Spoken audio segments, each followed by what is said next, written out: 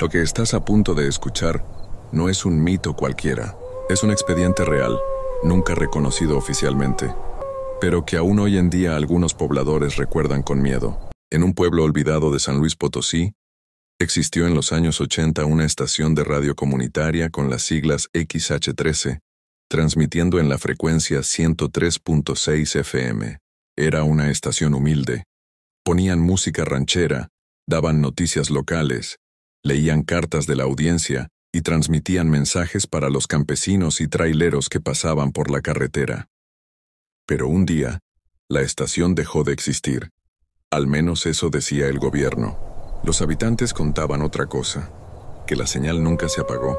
Los traileros afirmaban escuchar al pasar de noche por la carretera rezos y lamentos en esa frecuencia. Campesinos aseguraban que, en sus radios de onda corta, voces desconocidas los llamaban por su nombre. Algunos creían que los muertos hablaban en esa frecuencia, atrapados entre este mundo y el otro. Con los años, la historia se volvió leyenda.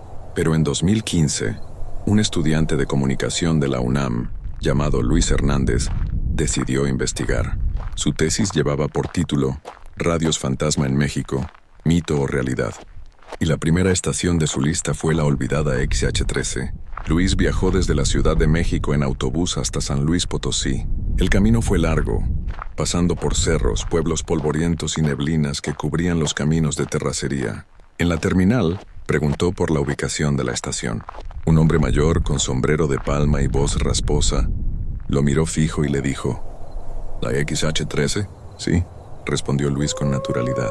El hombre bajó la mirada, se persignó y contestó: Mijo, mejor no vaya. Esa señal no es de los vivos. Luis no hizo caso.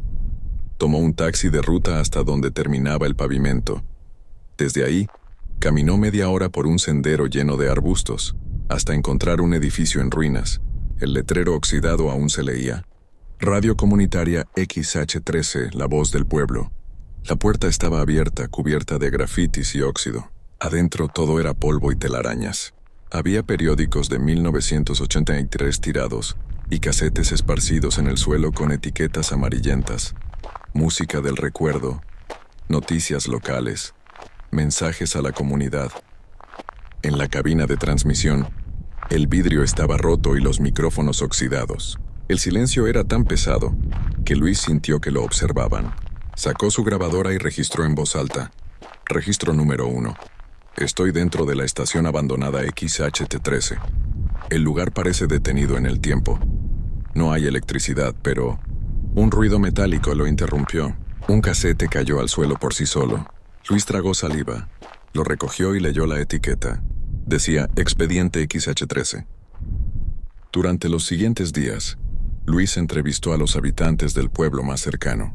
Algunos se negaban a hablar, otros lo hacían con temor. Un trailero le contó: Yo venía de Monterrey a México de madrugada. Siempre ponía la 103.6 porque tenían buena música. Pero esa vez, no era música. Era una señora rezando en náhuatl. No entendí nada, pero de pronto gritó mi nombre completo. Casi me salgo del camino del susto. Una anciana llamada Doña Remedios le confesó entre lágrimas: Mi hijo era locutor en esa estación. La última vez que transmitió, nunca regresó, pero su voz siguió escuchándose semanas después, como si todavía estuviera al aire. El testimonio más inquietante fue de un exlocutor, un hombre robusto de bigote canoso. Yo trabajé ahí, joven, y le voy a decir la verdad. La última transmisión nunca acabó. Apagamos todo, cortamos la electricidad, pero la señal siguió en el aire, como si alguien más hubiera tomado el micrófono. Yo renuncié esa misma noche. Luis estaba fascinado. Tenía material suficiente para su tesis, pero algo en él quería comprobarlo por sí mismo. Regresó a la estación abandonada con una linterna, una radio portátil y su grabadora. La noche cayó rápido. El viento y los grillos eran el único sonido. Encendió la radio y giró el dial. En la 103.6 FM solo había estática. Esperó. Minutos eternos pasaron. De pronto una voz femenina salió de la estática. XH13, la voz que nunca muere. Luis se quedó helado. La voz era clara, como si transmitiera en vivo. La mujer comenzó a recitar una oración en náhuatl. Al principio sonaba como un rezo, pero pronto se volvió un grito desgarrador. El joven sudaba frío. Entonces la voz dijo algo imposible. Luis. El corazón se le detuvo. Lo habían llamado por su nombre. Te estábamos esperando. Luis temblaba, pero en lugar de huir encendió su grabadora y lo registró todo. Al día siguiente, volvió de día a la estación. Revisó cajones, estantes y cajas llenas de polvo. Encontró un casete distinto marcado con plumón rojo. Expediente XH13. Lo reprodujo en una grabadora vieja. Al principio era una transmisión normal de 1983. Una locutora leía cartas de la audiencia, ponía música ranchera, comentaba sobre el clima. De pronto la voz cambió de tono. La locutora empezó a describir con detalle su propia muerte dentro de la cabina. La puerta está cerrada, algo me respira en la nuca. No puedo salir, ya sé lo que viene. La cinta terminó con un grito. Luis dejó caer el casete al suelo. En ese instante sintió pasos detrás de él. Giró con la linterna.